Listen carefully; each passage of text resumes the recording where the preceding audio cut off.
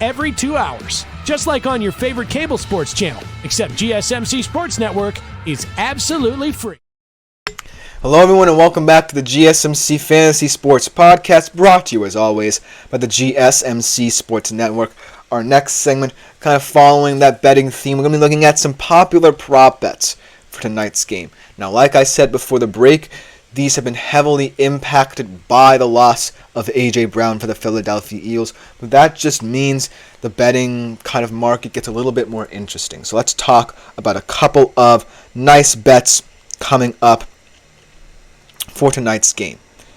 The first one, kind of my mistake. A.J. Brown to score a touchdown. I felt very confident in this before I heard the news of the injury, so disregard this. But had he played, based off the form I saw from him last week, I wouldn't have put it past him at plus 110. Unfortunate. Hope he has a speedy recovery because we've seen a lot of injuries, especially to the wide receiver position this past weekend. So hope they all have speedy recoveries, but it is what it is, and that just means more opportunities for different members of the Philadelphia Eagles offense to step up.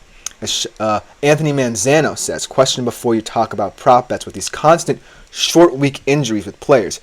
Do you think eventually the NFL might think of taking away Thursday night games, no matter how much money? That's an interesting question, Anthony. I appreciate that one because it definitely gives perspective and light to the amount of injuries that have been sustained. And especially now that it definitely feels like, even though it's not like soccer where you're playing all the time, that there is a congested sense to the schedule, right? Where now it's a 17-game slate. It's definitely affecting these players, and it's taking a toll on them. So, to your point, I think that I feel like Thursday night games as well kind of lose their luster as well. So I wouldn't be mad if the NFL took them away. And also, they're kind of bad matchups, to be honest, as well. They're not appealing that much. So it's definitely kind of this quid pro quo between the NFL and all these ownerships to kind of come to a conclusion where they want better safety for these players. And so I'm thinking of this from a fan perspective. Do I, A, want to watch a midweek game where, it might not be as appealing, and B, one of my favorite players in the league could get injured? Or do I want to continue seeing it and have it be the most unappealing of the primetime games? I feel like a lot of people have grown disaffected with it as well. That's a very interesting question as well. So thank you for this update, and we hope that all those players who are injured have speedy recoveries because we don't wish the worst for them because we want them to succeed as much as anything. But A.J. Brown, unfortunately, did do this a little bit of graphic here before hearing the news, so that's why, but it is kind of unfortunate, and it does shed light on the injury crisis in the NFL right now. But speaking of a guy coming back from injury and kind of not, stepping up to the plate, I don't necessarily fault him for it, but we're going to have to see. This is a big litmus test for him. Kirk Cousins, though, will have under 226.5 pass yards. Minus 114. Here's the thing. I think that Kirk can succeed in an offense where he can get the ball out quickly. But it's going to be a very slow process for him. As Andre says, come on, Kirk. I mean, I appreciate the hype surrounding Kirk. I love that Kirk kind of resembles a sense of hope and optimism for this Falcons fan base. But right now, just based off what I saw last week, this could be something that we come back to when you guys can say, I told you so, if Kirk Cousins performs. I just don't see, from what we saw last week, him being ambitious enough for this offense. And now, going back to the point that Shots Below the Belt brought up about Penix, you now have this weird contingency plan where you kind of feel like, and you're expecting almost, that Kirk Cousins could be set up to fail. Because that Michael Penix pick definitely was very skeptical when it happened. But let's say Kirk Cousins starts off 0-4. What's going to be made of Atlanta right now? And I think that we are over-exaggerating the Bucs and say I think the Bucs will stick around. The Saints are going to have to see. That was a very impressive performance from them. But right now, I think that the NFC South is still an attainable goal for the Atlanta Falcons.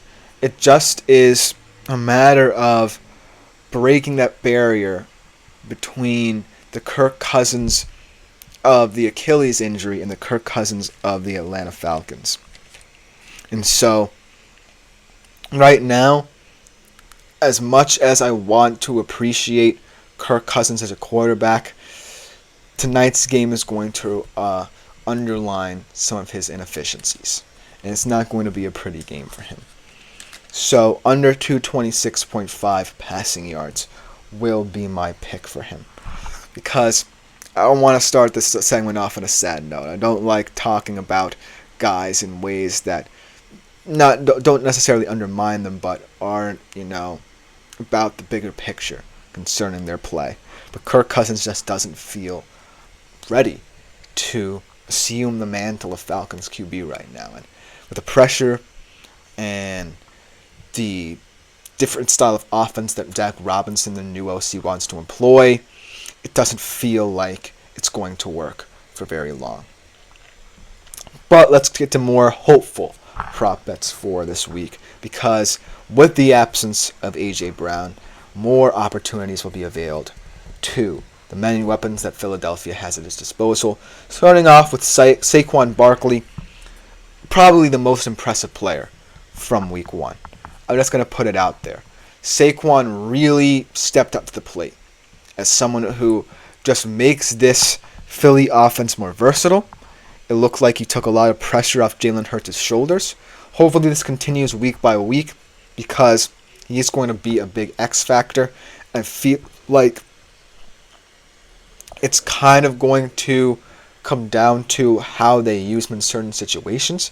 But what we saw in Brazil from him really was fascinating to watch.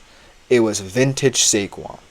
And what he's going to do for this team tonight should be nothing short of impressive again. I think he's going to have over 77.5 rush yards at minus 114. And I think that a lot of people would feel comfortable betting on Saquon right now. And the running back market is getting thinner and thinner. We have so many injuries at that position as well. Saquon just feels like the answer right now. I'm knocking on wood because he also has a lengthy injury history.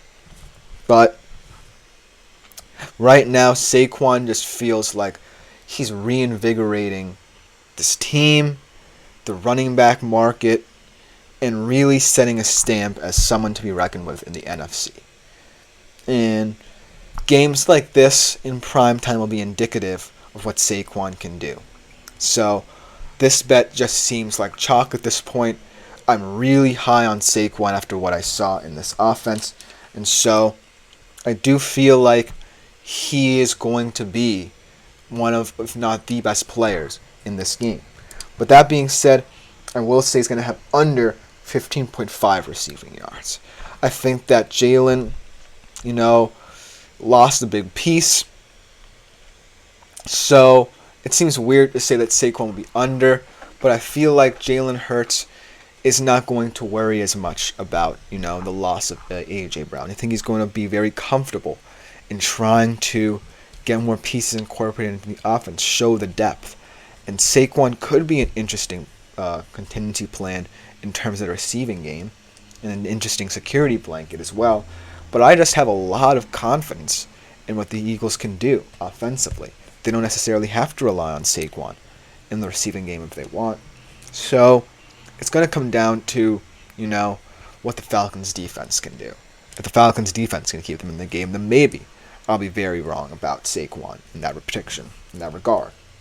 But I feel like Saquon just adds a lot of value on the ground for this game, and I think that in terms of the Eagles, should they see if the Falcons are really pressuring their pass catchers, then they can shift to more of a run-style game, really grind them down, and take over in that sense. So look out for Saquon tonight. And the final bet should be a popular one because Devontae Smith is now the man for tonight's game. Over 62.5 receiving yards. Could even go over 100. I'm not putting it past him.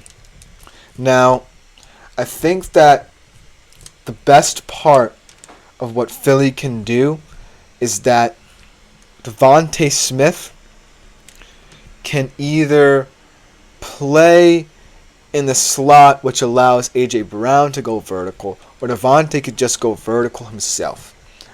And what was the most puzzling part of that as well was that sometimes Jalen Hurts didn't necessarily have the deep ball in him. So tonight could be a good way to kind of figure out different vertical route trees for both of these players, even though A.J. Brown isn't going to be involved.